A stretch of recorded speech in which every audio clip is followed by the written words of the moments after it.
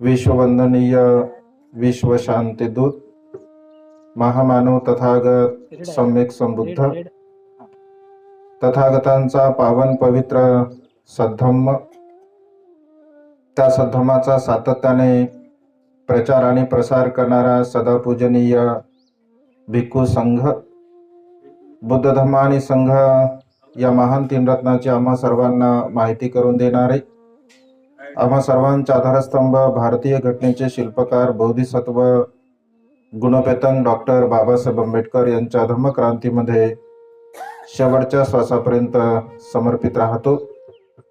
आज या पुण्यानुमोदनाच्या निमित्ताने उपस्थित पूजनीय भिक्खू यान धम्मानंदजी थेरो यांनी अत्यंत सुंदर आणि मार्मिक असे धम्मदेशना आपणा सर्वांच्या हितासाठी, सुखासाठी आणि कल्याणासाठी दिली। निमित्त आहे बाबा कालकथित हरलाल सोनू भालेराव बाबांचा प्रथम स्मृती दिन या ठिकाणी आपण संपन्न करत आहोत। बाबांच्या पश्चात आई कुसुम हरलाल भालेराव, योगेश हरलाल भालेराव, ताई लक्ष्मी योगेश भालेराव व संपूर्ण संसारी परिवार, त्यांचे मुलं मुली, नातू नातवंड या सर्वांच्या उपस्थितीमध्ये हा पुण्य स्मरण जलदान विधीचा कार्यक्रम या ठिकाणी आपण संपन्न करत आहोत। तथागतांच्या श्रेष्ठ सिद्धांताला अनुसरून दुःख, अनित्य आणि अनात्म, तो सेट करा एकदम खाली आहे माहिती, दुःख, अनित्य आणि अनात्म हा तथागतांचा अत्यंत महत्वपूर्ण असा सिद्धांत आहे। जन्मास येणारा प्रत्येक सत्व, प्रत्येक मनुष्य एक ना एक दिवस मृत्यूला प्राप्त होत असतो। मग तो मनुष्य चांगला असो अथवा वाईट असो, कारण या संसारामध्ये जीवन जगणारा प्रत्येक मनुष्य आपल्या कर्मसंस्काराला अनुसरून चांगला अथवा वाईट असतो। चांगलेही गुण मनुष्यामध्ये असतात, वाईटही गुण मनुष्यामध्ये असतात, परंतु चांगल्या गुणांची वाहवा, चांगल्या गुणांचं स्मरण, चांगल्या गुणांची आठवण नेहमी चांगल्या लोकांना होत असते। आणि त्यामुळे मनुष्य या संसारामधून निघून गेल्यानंतर भगवंत असे म्हणतात की मनुष्याच्या कर्मरूपाने या संसारामध्ये मनुष्य सुखाला अथवा दुःखाला प्राप्त होत असतो। कारण कर्म ही अशा प्रकारची गोष्ट आहे, ते कर्म वर्तमान काळामध्ये तर आपल्याला सुख देतात, परंतु मृत्यूच्या पश्चात सुद्धा ते कर्म आपल्या सोबत असतात। गेल्या 5-7 वर्षापासून आम्ही जळगावला जेव्हापासून आलो, विशेष रूपाने पंचशील सोसायटीमध्ये सर्व महिला मंडळ सुद्धा इथे आहे, तेव्हापासून परिवाराशी संपर्क आहे। जेव्हा जेव्हा आम्ही जळगावला येतो तेव्हा नगरामध्ये आल्यानंतर सातत्याने परिवाराकडे येतो। बाबांबद्दल तसं शिक्षक असल्या कारणाने ते शिस्तप्रिय होते, शिस्त त्यांना आवडत होती आणि बरेचसे चांगले गुण सुद्धा त्यांच्यामध्ये होते। धम्माच्या बाबतीमध्ये सुद्धा माझ्यासोबत अनेक वेळा ते वार्तालाप करत असत, चर्चा करत असत। म्हणजे एकंदरीत मनुष्याच्या जीवनाला घडवण्यासाठी मनुष्यामध्ये असणाऱ्या चांगल्या सद्गुणाला अनुसरून मनुष्य या संसारामध्ये सुख अथवा दुःख प्राप्त करतो असं भगवंताने म्हटलं आहे। कारण मनुष्याचं जीवन हे नश्वर आहे, क्षणभंगुर आहे, परिवर्तनशील आहे। केव्हा कधी कुठे मनुष्य मृत्यूला प्राप्त होईल हे आपण सांगू शकत नाही। अगदी बाबा मृत्यूला प्राप्त होण्याच्या पूर्वी 8 दिवसापूर्वी माझ्यासोबत फोनवरती सुद्धा ते बोलले भेटण्याची इच्छा सुद्धा व्यक्त केली, परंतु आमचं शेड्यूल थोडं म्हणजे बिझी असल्या कारणाने, कारण संपूर्ण महाराष्ट्रभर आमच्या धम्मदौरे असतात आणि त्यामुळे धम्मदौऱ्याच्या व्यस्त शेड्यूलमुळे खरं तर त्यांची इच्छा होती भेटण्याची, ती काही आमच्या शेड्यूलमुळे पूर्ण नाही झाली. कारण भगवंत असे म्हणतात की एमपींचे न लभंती दुःखा, इच्छेची पूर्ती न होणे सुद्धा एक दुःखकारक आहे. परंतु त्यांच्या सहवासामध्ये जे काही चांगल्या गोष्टी, चांगल्या घटना आमच्या सोबत आहेत, तर निश्चितपणे त्यांच्यामध्ये असणारे जे चांगले गुण आहेत त्या चांगल्या गुणांचं नेहमीच आम्हाला सुद्धा आठवण होत असते. भगवंत असे म्हणतात की या संसारामध्ये मनुष्य चांगल्या गुणाने सदा सर्वकाळ जिवंत असतो. आपलं जीवन तसं प्रत्येक मनुष्याला आपण कशासाठी जीवन जगतो, का जीवन जगतो, आपल्या जीवनाचा काय उद्देश आहे, हे अनेक लोकांना समजत नाही. खा प्या मोज मजा करा या अवस्थेला अनुसरून काही लोक जीवन जगणारे असतात. भगवंत असं काही लोक स्वतःला त्रास देणे, व्रतवैकल्य करणे, उपवास तपास करणे, ह्या एका मार्गाने जीवन जगणारी लोक असतात.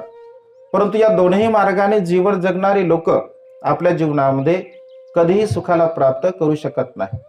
आणि त्यामुळे ज्यांना असं वाटतं की माझं जीवन सुखपूर्वक मी जगलं पाहिजे, तर त्या मनुष्याने मध्य मार्गाचं सातत्याने अनुसरण केलं पाहिजे. भगवंत असे म्हणतात की नैसर्गिक नियमाला अनुसरून ज्या काही इच्छा आणि आकांक्षा आपल्या असतात त्या पूर्ण करण्याचा आपण सातत्याने प्रयत्न केलाच पाहिजे. परंतु एक आदर्श मनुष्य म्हणून आपलं जीवन, आपल्या जीवनाची एक आचारसंहिता, एक विनयशीलता आपण स्वतः निर्माण केली पाहिजे. कारण जो मनुष्य स्वतःच्या जीवनाची आचारसंहिता, विनयशीलता निर्माण करत नाही, तर त्या मनुष्याचं जीवन हे पशुतुल्य आहे. ज्याप्रमाणे पशु जन्मास येतात आणि मृत्यूला प्राप्त होत असतात, अगदी तशाच प्रकारे असंख्य लोक या संसारामध्ये जन्मास येतात आणि मृत्यूला प्राप्त होत असतात. असं म्हटलं आहे, प्रतिभावंतांचे परिष्पर शब्द लाख मोलाचे वाटतात, परंतु सर्वसामान्य व्यक्तींचे हजारो शब्द हे सारख्याच मोलाचे वाटतात. आणि त्यामुळे प्रतिभावंत बनण्याचा या संसारामध्ये आपण प्रयत्न केला पाहिजे. प्रत्येक मनुष्य आपल्या गुणाला अनुसरून, आपल्या प्रज्ञेला अनुसरून जीवन जगण्याचा प्रयत्न करत असतो. कारण आपलं जीवन हे नश्वर आहे, क्षणभंगुर आहे, परिवर्तनशील आहे. आणि या परिवर्तनशील जीवनाला आपण समजून घेतलं पाहिजे. भगवंत असे म्हणतात की ज्या मनुष्याला सुखपूर्वक जीवन जगायचं आहे, तर त्या मनुष्याने सदा सर्व काळ शील पालन केलं पाहिजे, सदा सर्व काळ दान पुण्य केलं पाहिजे, सदा सर्व काळ प्रज्ञेचा अभ्यास केला पाहिजे. कारण चांगलं जीवन जगण्यासाठी आपल्यामध्ये चांगले विचार सुद्धा असणं अत्यंत गरजेचं आहे. सुखपूर्वक जीवन जगण्यासाठी आपल्या मनाची मानसिकता चांगली असणं सुद्धा अत्यंत आवश्यक आहे. कारण आपल्या मनाची मानसिकता जर चांगली नसेल, आपलं मन जर परिशुद्ध नसेल, आपलं मन जर निर्मळ नसेल, आपल्या मनामध्ये मैत्रीभाव नसेल, करुणाभाव नसेल, परोपकाराची भावना आपल्या मनामध्ये नसेल, तर आपण स्वतः तर सुखपूर्वक जीवन जगू शकत नाही, परंतु आपल्या सहवासामध्ये असणारे असंख्य लोक सुद्धा सुखपूर्वक जीवन जगू शकत नाही. कारण संस्कार अत्यंत महत्वपूर्ण आहे. भंतेजीने संस्कारावरती खूप चांगल्या प्रकारचं मार्गदर्शन केलं. कारण संस्कार जर आपल्यामध्ये चांगले असतील, जसं आपण व्यावहारिक दृष्टिकोनामध्ये बोलत असतो, जर म्हणजे विहिरीमध्ये नसेल तर पोहऱ्यामध्ये कुठून येणार आहे, म्हणजे विहिरीतच नाही आहे तर पोहऱ्यात येऊ शकत नाही. अगदी पोहरा त्या विहिरीच्या काठाला जरी लागत असेल, तळाला जरी लागत असेल तरी सुद्धा येणार नाही. अगदी संस्कारात सुद्धा तसंच आहे. माते पित्यामध्ये जर ते संस्कार नसतील, चांगले गुण नसतील, सदाचार नसेल, मैत्रीभाव नसेल, तर मुलांमध्ये कशा प्रकारचे येऊ शकतात, ते येऊ शकत नाही. आणि त्यामुळे भगवंत असे म्हणतात की आपण स्वतः तशा प्रकारचं संस्कारयुक्त आपण जीवन बनवण्याचा प्रयत्न केला पाहिजे. आणि तशा प्रकारचं जीवन बनवण्याचा जर आपण प्रयत्न केला तर नक्कीच आपलं स्वतःचं जीवन आपण सुखपूर्वक जगू शकतो आणि आपल्या परिवाराला सुद्धा एक चांगल्या प्रकारच्या मार्गाला आपण लावू शकतो.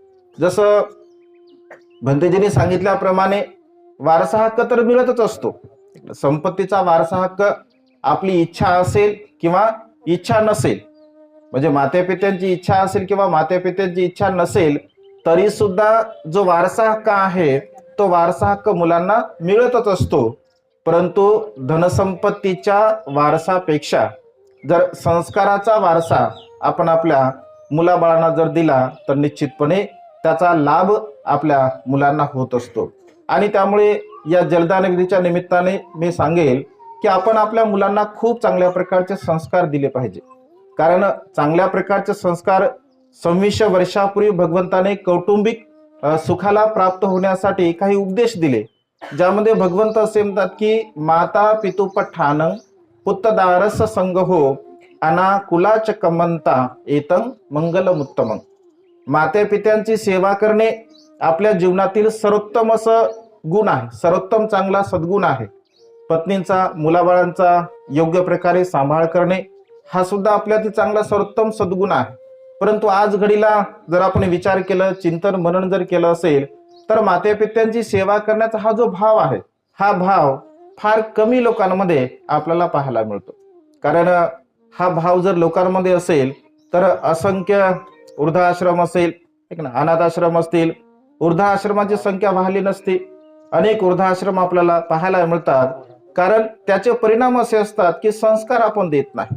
माते पित्यांची कशी सेवा करावी, वृद्धांची कशी सेवा करावी, वडीलधाऱ्यांची कशा प्रकारे सेवा करावी, हा सद्गुण आपण आपल्या मुलांमध्ये रुजवत नाही. आणि त्यामुळे तशा प्रकारच्या दुःख अवस्थेला आपल्याला प्राप्त व्हावं लागतं. आणि त्यामुळे भगवंताने सांगितलेला जो उपदेश आहे, जो कल्याणकारी मार्ग आहे, त्या कल्याणकारी मार्गाचं आपण स्वतः सुद्धा आपल्या जीवनामध्ये अनुसरण करण्याचा प्रयत्न केला पाहिजे. आपल्या मुलांना सुद्धा एक चांगल्या प्रकारचे संस्कार देण्याचा आपण प्रयत्न केला पाहिजे. आपण धम्माला का समजून घेतलं पाहिजे, धम्माला कशासाठी आपण समजून घेतलं पाहिजे? कारण आपलं जीवन नश्वर आहे, आपलं जीवन हे क्षणभंगूर आहे, आपलं जीवन हे परिवर्तनशील आहे. म्हणजे केव्हा कुठे कधी, जसे बाबा आपल्यामधून निघून गेले ते काय फारसे आजारी नव्हते, काही थोडे दिवस आजारी होते आणि मृत्यूला प्राप्त झाले. कोरोनाच्या काळामध्ये असंख्य लोक जे चांगले धष्टपुष्ट होते, जे चांगले सदृढ होते, अगदी बोलता बोलता हॉस्पिटलला गेले, हॉस्पिटलमध्ये मृत्यूला प्राप्त झाले. म्हणजे हे जे नाशवंत शरीर आहे, याला भगवंताने नाशवंत असं म्हटलं आहे. हे नाशवंत शरीर म्हणजे कधी केव्हा कुठे कशा पद्धतीने संपेल हे आपण सांगू शकत नाही. या संपूर्ण 3.5 हाताच्या कायेवरती आपला बिलकुल अधिकार नाही आहे. ज्याला आपण आपलं म्हणतो, ज्याला मी, माझं आणि माझ्यासाठी असं आपण म्हणतो, हे माझं शरीर आहे, माझं शरीर अशा प्रकारचं आहे, अशी जी आपल्या मनामध्ये असणारी भावना आहे. परंतु वास्तविक पाहता हे आपलं नाही आहे. आपल्याला जरी असं वाटत असेल की शरीर आपलं आहे, पण आध्यात्मिक दृष्टिकोनातून, चिंतनात्मक दृष्टिकोनातून जर आपण विचार केला तर हे आपलं नाही आहे. जर आपलं जर असतं तर आंधळे होणारे डोळे त्यांना आपण थांबू शकलो असतो. आपलं जर असतं बहिरे होणारे कान, आपण त्यांना थांबू शकलो असतो.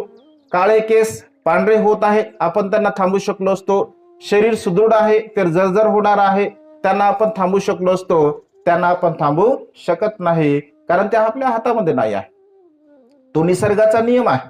म्हणजे निसर्ग आपल्या हातामध्ये नाही आहे. आपण जरी असं म्हणत असेल की हे माझं आहे, ते माझं आहे, भगवंत असे म्हणतात की इथे आपलं काहीही नाही आहे. खाली हात आया तो खाली हात जाएगा.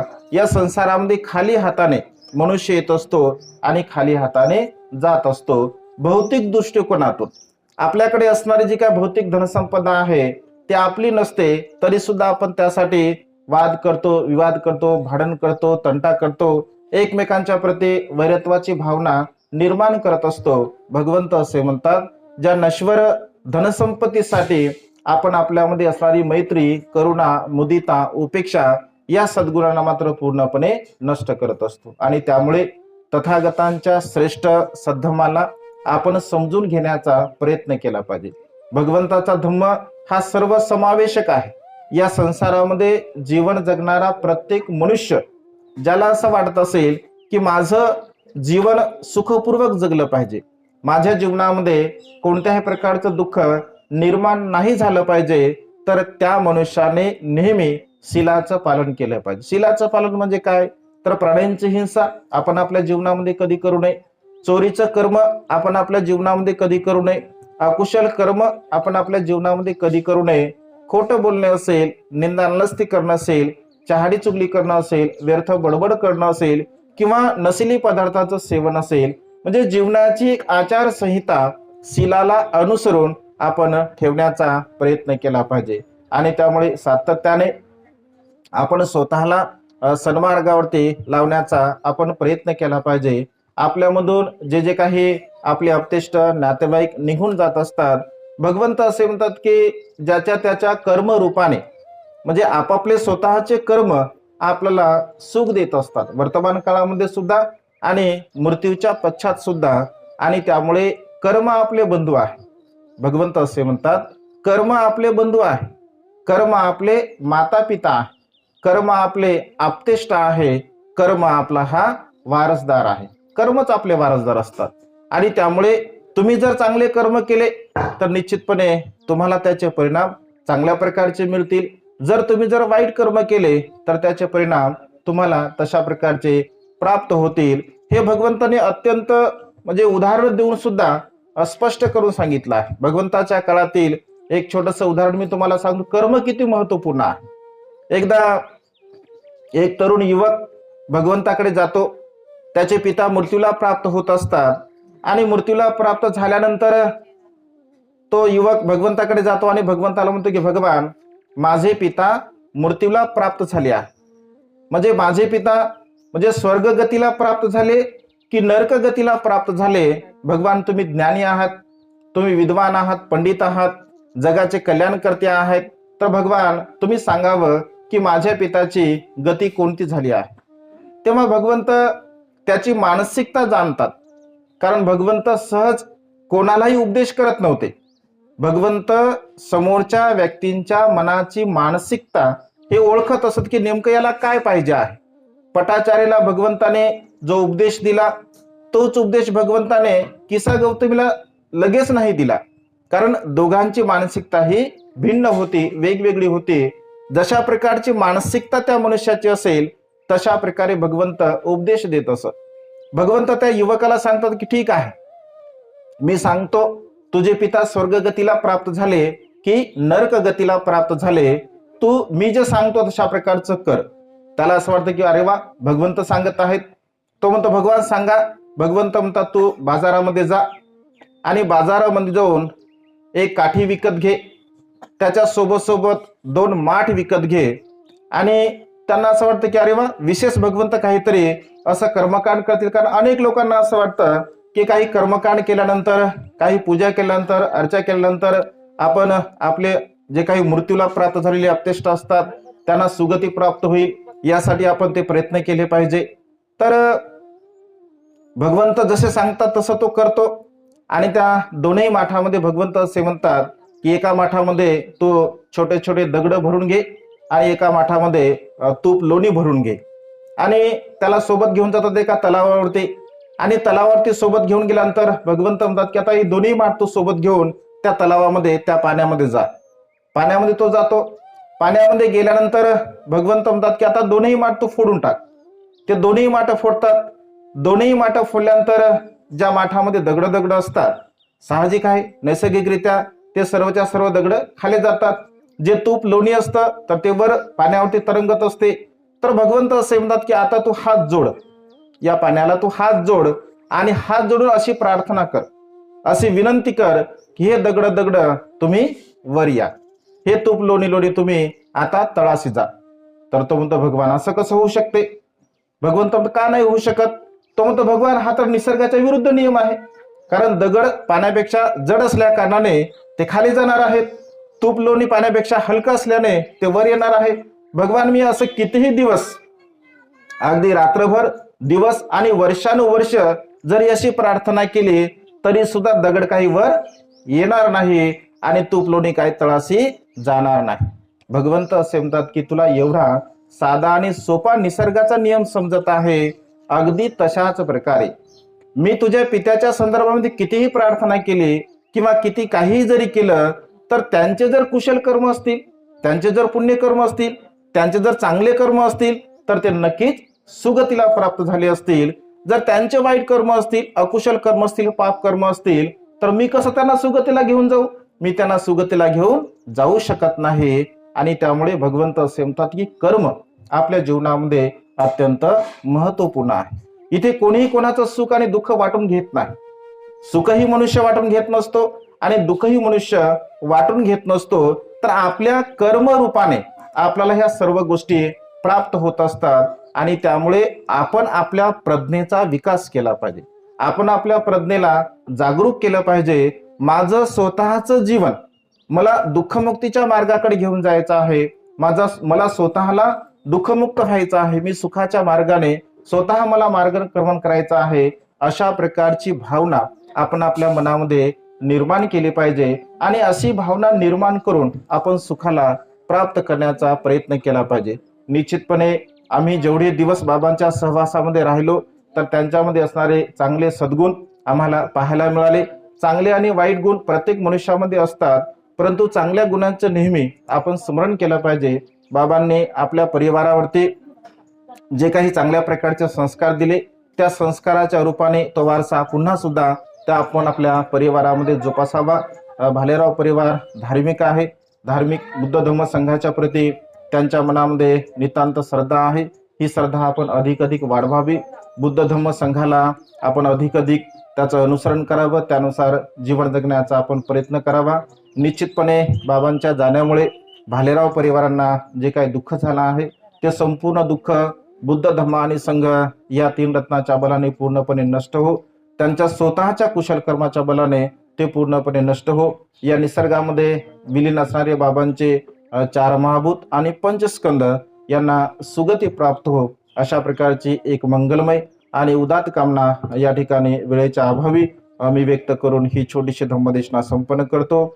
सर्वांचं मंगल हो, सर्वांचं कल्याण हो, सर्वांना दीर्घायुष्य लाभो. साधू साधू साधू प्रणाम करा. बुद्धं नमामि, धम्मं नमामि, संघं नमामि, अहं वन्दामि सर्वदा.